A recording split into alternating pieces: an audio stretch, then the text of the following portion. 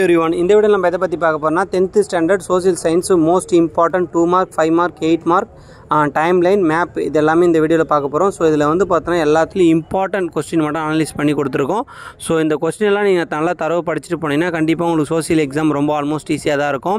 கண்டிப்பாக வந்து இன்ஸ்டாகிராமில் பார்க்குற ஸ்டூடெண்ட் வந்து பார்த்தீங்கன்னா மறக்காமல் நம்மளுடைய யூடியூப் சேனலையும் ஃபாலோ பண்ணி வச்சிங்க. கண்டிப்பாக உங்களுக்கு ரொம்ப யூஸ்ஃபுல்லாக இருக்கும்.